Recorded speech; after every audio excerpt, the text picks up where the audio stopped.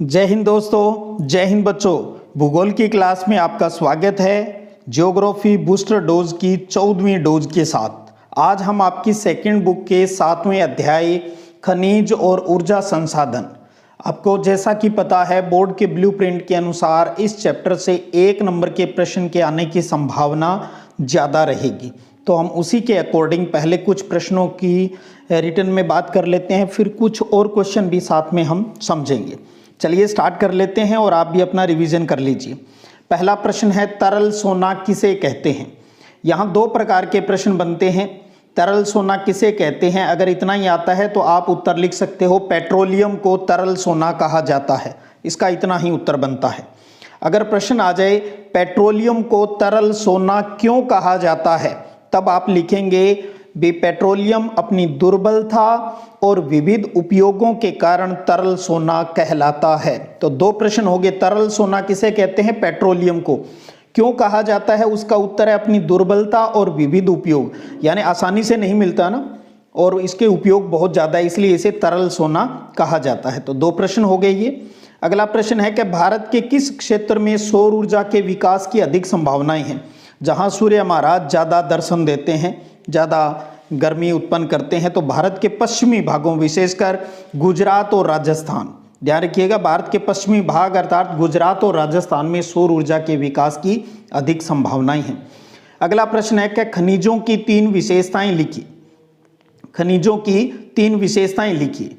तो खनिज विशेषताएं हैं, इसका वितरण असमान होता है, सब जगह एक जितना नहीं मिलता है। दूसरा, अधिक गुणवत्ता वाले खनिज कम गुणवत्ता वाले खनिजों की तुलना में कम मात्रा में पाए जाते हैं। आप सीधा इतना लिख सकते हो भी अधिक गुणवत्ता वाले खनिज कम मात्रा में पाए जाते हैं, तब भी सही है। तीसरा है भी सभी खनिज समय के साथ समाप्त हो जाते हैं। तो 3 छोटी छोटी लाइन हो गई भी खनिजों का वितरण असमान होता है, ये इनकी विशेषता है। दूसरा, अधिक गुणवत्ता वाले खनिज, अच्छी क्वालिटी वाले जो खनिज है वो कम मात्रा में पाए जाते हैं। तो और तीसरा, सभी खनिज समय के साथ समाप्त हो जाते हैं। उसके बाद अगला प्रश्न है खनिज संसाधनों का संरक्षण क्यों आवश्यक है। भी हमें खनिज संसाधनों को बचाना क्यों जरूरी हो गया है, क्योंकि इन्हें दोबारा उत्पन्न नहीं किया जा सकता है, इनको बनने में लंबा समय लगता है और आवश्यकता के समय इनका तुरंत पुनर्भरण नहीं किया जा सकता। इसलिए खनिज संसाधनों का संरक्षण है वो बहुत आवश्यक है। बहुत प्यारे प्यारे प्रश्न हैं। उसके बाद 2 जीवाश्म ईंधनों के नाम लिखिए। 2 जीवाश्म ईंधन, यहाँ 3 उदाहरण दे रखे हैं, एक कोयला, एक पेट्रोलियम और प्राकृतिक गैस। ध्यान रखिएगा ये खनिजों का जब हम वर्गीकरण पढ़ते हैं, यहाँ थोड़ी सी जानकारी आपको दूं, आप थोड़ा सा समझिए। एक प्रश्न तो ये बन सकता है भी खनिज किसे कहते हैं। एक सिंपल सी परिभाषा बताऊं, वे सभी प्राकृतिक पदार्थ जो भूमि को खोदकर प्राप्त किए जाते हैं वो खनिज कहलाते हैं। दूसरी, आप पाठ्यपुस्तक वाली परिभाषा इस्तेमाल कर सकते हैं। एक खनिज निश्चित रासायनिक और भौतिक गुणधर्मों के साथ कार्बनिक या अकार्बनिक उत्पत्ति का एक प्राकृतिक पदार्थ है, ये लिख सकते हैं। देखिए खनिजों का वर्गीकरण जब हम पढ़ते हैं तो आपको पता है खनिज 2 प्रकार के होते हैं। एक होता है धात्विक खनिज और दूसरा होता है अधात्विक खनिज। तो 2 प्रकार के खनिज। अब आप देख सकते हो भी खनिज 2 प्रकार, एक धात्विक खनिज, दूसरा अधात्विक खनिज। धात्विक खनिज भी 2 प्रकार के, एक लोह धात्विक खनिज और दूसरा अलोह धात्विक खनिज। लोह धात्विक खनिज के 2 उदाहरण जरूर याद रखिए। एक लोहा हो गया, आयरन जिसको कहते हैं, और दूसरा मैग्नीज, याद रखने हैं। ऐसे प्रश्न आ सकते हैं भी 2 लोह धात्विक खनिजों के उदाहरण दीजिए, तो लोहा और मैग्नीज हो गया। इसके अलावा क्रोमाइट और निकिल भी होता है, तो 2 याद रख लें। एक है अलोह धात्विक खनिज के एग्जाम्पल की बात करें तो तांबा हो गया, बॉक्साइट हो गया या एल्यूमिनियम लिख सकते हो, स्वर्ण हो गया यानी सोना, सीसा, जस्ता, चांदी, ये सारे अलोह धात्विक खनिज होते हैं। दूसरा खनिजों का प्रकार है अधात्विक खनिज। अधात्विक खनिज है वो हमें उनकी उत्पत्ति 2 तरीके से होती है। एक होता है कार्बनिक उत्पत्ति। कार्बनिक उत्पत्ति वालों को जीवाश्म ईंधन कहा जाता है, इन्हें खनिज ईंधन भी कहा जाता है, जैसे कोयला, पेट्रोलियम, प्राकृतिक गैस जिनकी हमने अभी बात की। और दूसरा होता है अधात्विक जो खनिज है वो अकार्बनिक उत्पत्ति के होते हैं, जैसे माइका मतलब अभ्रक, चूना प्रस्तर यानी चूना पत्थर लिख दें आप, ग्रेफाइट हो गया। तो ध्यान रखिए माइका इंग्लिश में कहते हैं, हिंदी में अभ्रक हो गया, तो अभ्रक, चूना प्रस्तर यानी चूना पत्थर हो गया, ग्रेफाइट। ये एग्जाम्पल आप जरूर याद रखिए। तो ये जो क्लासिफिकेशन है इसको भी आप अच्छे से जरूर है वो ध्यान रखिए। तो 2 जीवाश्म ईंधन पूछ ले, चाहे ईंधन खनिज पूछ ले, कोयला, पेट्रोलियम और प्राकृतिक गैस में आपको उत्तर है वो देना है। अगला प्रश्न देखिएगा। अगला प्रश्न है छठा कि किन्हीं 4 नवीकरणीय ऊर्जा स्रोतों के नाम लिखिए। तो नवीकरणीय नए जो हैं सौर ऊर्जा, पवन ऊर्जा, ज्वारीय ऊर्जा, जैव ऊर्जा और भूतापीय ऊर्जा, ये सारे नवीकरणीय ऊर्जा के स्रोत हैं। आप कोई 4 नाम याद रख लीजिए, सौर, पवन, ज्वारीय, जैव और भूतापीय ऊर्जा। अगला प्रश्न देखिए कि भारत में पवन ऊर्जा के लिए अनुकूल परिस्थितियां कहाँ मिलती हैं। एक प्रश्न पहले आया कि सौर ऊर्जा के लिए अनुकूल परिस्थितियां पश्चिमी भारत, जिसमें हमने गुजरात और राजस्थान की बात की, सेम वही चीज यहाँ है। पवन ऊर्जा के लिए भी राजस्थान, गुजरात, उसके साथ साथ महाराष्ट्र और कर्नाटक के अंदर भी अनुकूल परिस्थितियां हैं, अच्छी तेज हवाएं चलती है। तो राजस्थान और गुजरात सौर ऊर्जा के लिए भी अच्छा और पवन ऊर्जा के लिए। और 2 और आप याद रखना चाहें तो महाराष्ट्र और कर्नाटक याद रख लीजिएगा। अगला प्रश्न है पूर्ण रूपेण प्रदूषण मुक्त और ऊर्जा के असमाप्य स्रोत का नाम लिखिए। जो बिल्कुल प्रदूषण नहीं करता और ऊर्जा का असमाप्य स्रोत यानी कभी समाप्त नहीं होगा, उत्तर क्या होगा? पवन ऊर्जा। पवन ऊर्जा, तेज हवाओं से जो बिजली बनाई जाती है, पवन ऊर्जा। अगला प्रश्न देखिएगा, 9वां प्रश्न है आपके सामने अब कि थोरियम के 2 अयस्कों के नाम लिखिए। थोरियम के 2 अयस्क, बहुत अच्छा प्रश्न निकलता है ये भी। थोरियम के 2 मुख्य अयस्क कौन से हैं? ध्यान रखिए, मोनोजाइट और इल्मेनाइट। मोनोजाइट और इल्मेनाइट, इनको थोड़ा सा लिख कर भी आप देख लेना, कहीं लिखने में आप त्रुटि नहीं कर दें। मोनोजाइट है और इल्मेनाइट है। जब आप नाभिकीय ऊर्जा की बात करते हो, न्यूक्लियर एनर्जी की बात करते हो, जहां यूरेनियम और थोरियम के माध्यम से हम न्यूक्लियर एनर्जी प्राप्त करते हैं, तो यूरेनियम और थोरियम 2 यूज होते हैं। और थोरियम जो है उसके जो अयस्क हैं उसके लिए हम मोनोजाइट और इल्मेनाइट को इस्तेमाल है वो करते हैं। यहाँ एक चीज़ मैं आपको और भी बताना चाहूँगा, जब बात नाभिकीय ऊर्जा की आ गई है, नाभिकीय ऊर्जा, इसमें आपको कुछ चीज़ें और याद रखनी है नाभिकीय ऊर्जा के अंदर, तो इसको भी आप नोट करना चाहें तो कर लीजिए। नाभिकीय ऊर्जा के अंतर्गत आप तो नाभिकीय ऊर्जा के जो संयंत्र यानी जो प्रोजेक्ट लगे हैं उनके नाम जरूर याद रखिए। एक आता है नाम तारापुर का, तारापुर कहाँ है? महाराष्ट्र में है। एक नाम आता है रावत भाटा का, रावत भाटा राजस्थान के अंदर है, कोटा डिस्ट्रिक्ट के अंदर। एक नाम आता है कल्पकम का, कल्पकम लिखकर जरूर अभ्यास करना, ये तमिलनाडु में आता है। एक नाम आपने पढ़ा होगा नरोरा, मैं चाहूँगा ये सारे नाम याद रखें आप। नरोरा अगर हो सके तो उत्तर प्रदेश में है। उसके बाद नाम आता है एक केगा, केगा कैसे कै कर्नाटक के अंदर है। और एक नाम आता है काकरापाड़ा, ये कहाँ पर है? गुजरात में। सारे नाम याद रखने की बात क्यों कही भी, अगर आप कर सकते हो तो कहीं एक तरफ ये आपके नाभिकीय ऊर्जा संयंत्रों के नाम लिख दिए जाएं और सामने अगर स्टेट के नाम लिख दिए जाएं, कोई मैचिंग वाला प्रश्न भी बनकर है वो आ सकता है। तो इसको आप जरूर अच्छे से याद रखिएगा, नाभिकीय ऊर्जा के जो संयंत्र है। इसके साथ साथ नाभिकीय ऊर्जा के अंतर्गत कुछ छोटे प्रश्न और बनते हैं। एक आप 1948 याद रखिएगा, 1948 को प्रश्न बनता है। हम ऑब्जेक्टिव में हालांकि कर चुके हैं ये चीज़ें, फिर भी मैं थोड़ा रिपीट करवा देता हूँ। वो है परमाणु ऊर्जा आयोग। भारत के अंदर परमाणु ऊर्जा आयोग की स्थापना कब हुई? 1948 में हुई। ध्यान रखिएगा, 1954 की अगर बात आती है तो 1954 के अंदर ट्राम्बे के अंदर परमाणु ऊर्जा संस्थान की स्थापना हुई थी। इसी ट्राम्बे वाले संस्थान की नाम चेंज कर दिया गया था 1967 के अंदर, 1967 के अंदर, और नाम रखा भाभा परमाणु अनुसंधान केंद्र। तो भाभा परमाणु अनुसंधान केंद्र, ये नया नाम ट्राम्बे वाले का ही रखा। कब? 1967 के अंदर। परमाणु ऊर्जा आयोग की स्थापना है वो कब हुई? 1948 के अंदर हुई।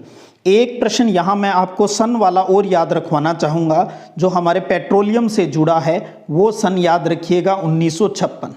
कुछ भी नहीं हो तो 1948 और 1956 वाला जरूर याद रखिए।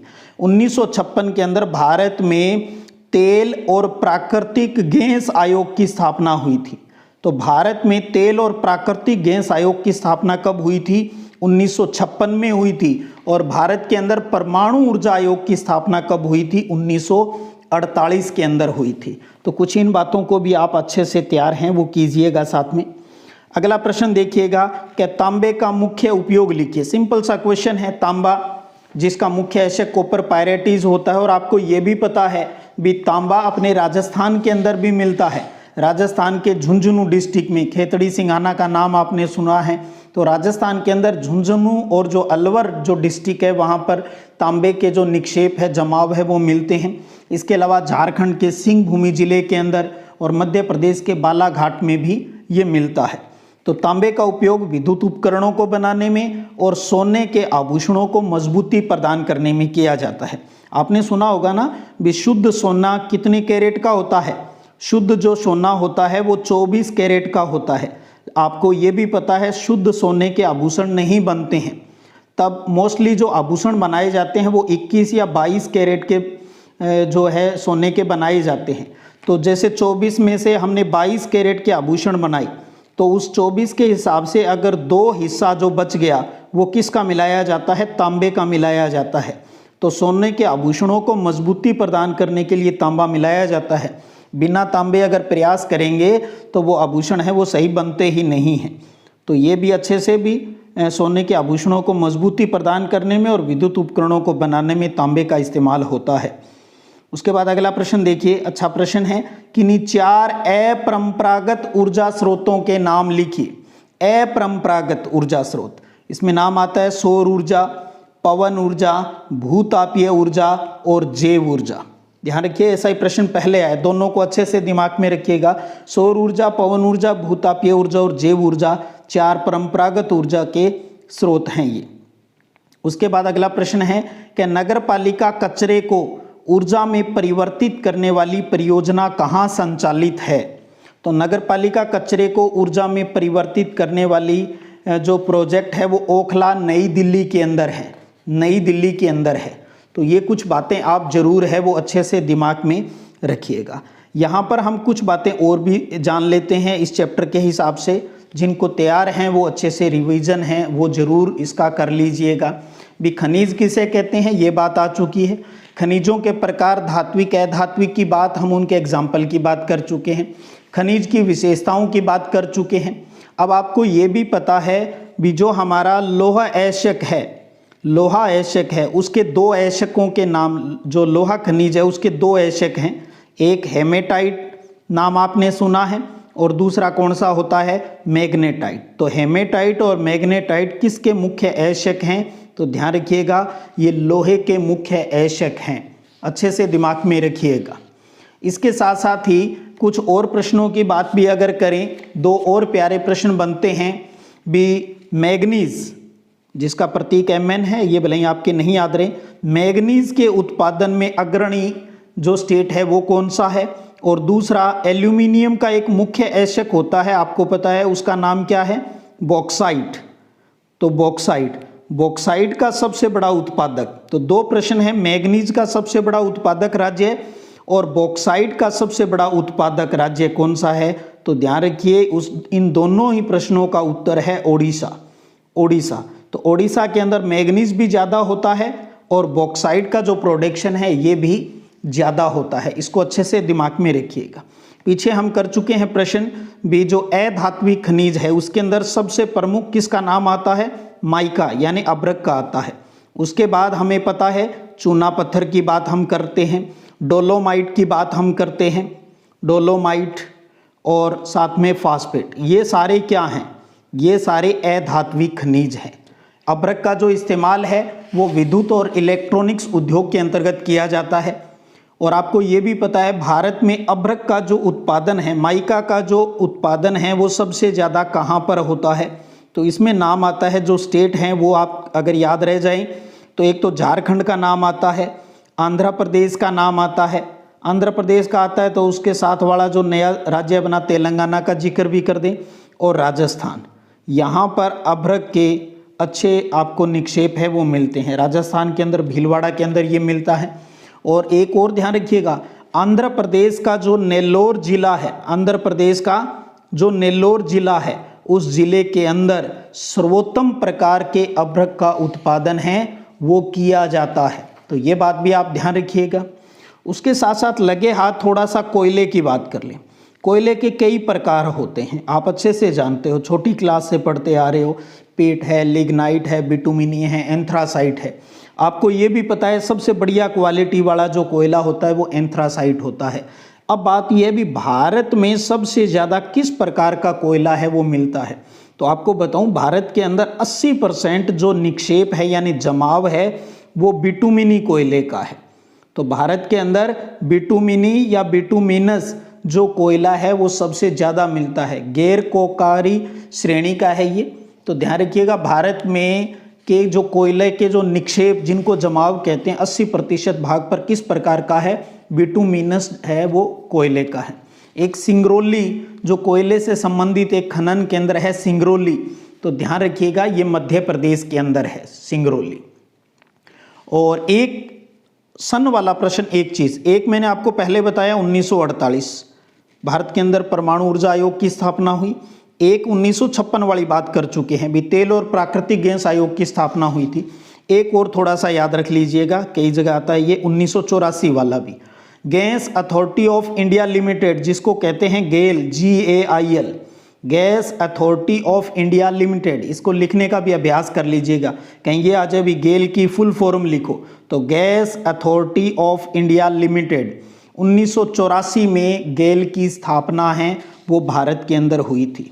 इस चैप्टर के अंदर कुछ तेल शोधन कारखाने नक्शे के अंदर दिए गए हैं, उनमें से जो इम्पोर्टेंट लोकेशन हैं वो हम इंडिया मैप के अंदर हैं वो अच्छे से कर चुके हैं। और साथ में आप ये भी पढ़ चुके हो भी, भूमिगत ताप के उपयोग का पहला जो सफल प्रयास था जो लगभग 1890 के अंदर हुआ था, वो किस देश के अंदर हुआ था, अमेरिका के अंदर, USA के अंतर्गत हुआ था। तो इस चैप्टर के अंदर हमारे जो प्रश्न बनते हैं, जो इम्पोर्टेंट वन लाइनर, कुछ क्वेश्चन हम पहले ऑब्जेक्टिव के अंदर कर चुके हैं, कुछ आज हमने खनिज और ऊर्जा संसाधन से जुड़े हुए जो इम्पोर्टेंट क्वेश्चन हो सकते हैं उनकी बात है वो की है। आप ये भी आपको अच्छे से याद होगा, भारत में खनिज मुख्यतः 3 जो पेटियां हैं वहाँ पर मिलता है, 3 बड़ी पेटियां हैं, जिनमें एक अपनी कौन सी है, उत्तरी पूर्वी पठारी प्रदेश है, दूसरा अपना दक्षिणी पश्चिमी पठारी प्रदेश है, और तीसरा है वो है अपना उत्तर पश्चिमी प्रदेश है, जहाँ पर आपको इंडिया के अंदर सबसे ज़्यादा खनिज है वो मिलते हैं। उम्मीद करता हूँ आप इन सब चीज़ों को अच्छे से तैयार कर चुके हो। अगर किसी चीज़ को लेकर कोई समस्या है तो अब आपकी कंसेप्ट क्लियर हो गए होंगे। तो इन सीरीज़ के जो ऑब्जेक्टिव हैं वो भी तैयार कर लें, इस प्रकार के वन लाइनर हैं वो भी आप अच्छे से तैयार कर लें। इन सब की PDF है, आपको पता है अपना जो टेलीग्राम चैनल है सिद्धिविनायक संग्रिया, उसके ऊपर ये अवेलेबल है। कुछ बच्चे कह रहे हैं दोबारा उस पर डाल दो, तो ऑलरेडी उसके ऊपर डाले हुए हैं, मैंने 2-3 बार डाल चुका हूँ। आप जब सिद्धिविनायक संग्रिया को ओपन करते हैं तो ऊपर ही ऊपर जो लिखा आता है सिद्धिविनायक संग्रिया, आप उसको क्लिक करें, फिर नीचे एक पट्टी आती है थोड़ी जगह छोड़ के, वहाँ फाइल्स लिखा होता है, फाइल्स को क्लिक कर लें तो वहाँ पर आपको जितनी भेजी हुई फाइल्स है वो एक जगह मिल जाती हैं। तो वहाँ पर आपको हिस्ट्री, ज्योग्राफी, पॉलिटिकल या वीडियो के जो लिंक वगैरह सब चीज़ें एक जगह मिल जाती है। तो आप वहाँ पर छांट कर उनको कर सकते हो जो आपको जिसकी ज़रूरत होती है। उम्मीद करता हूँ आज का सेशन भी आपके लिए बहुत हेल्पफुल होगा। ज़रूरत है, चाहे आपके पास टाइम कम है तो आप इसकी स्पीड बढ़ाकर आप सुन सकते हो, लेकिन रिवीजन बहुत ज़रूरी है। आप पढ़ रहे हो वो आपके बहुत काम आएगा, लेकिन ये छोटे छोटे वीडियो भी आपकी उस मेमोरी पावर को बढ़ाने में रिवीजन के अंदर बहुत हेल्पफुल हो सकते हैं। चलिएगा फिर मिलेंगे, तब तक जय हिंद, जय भारत।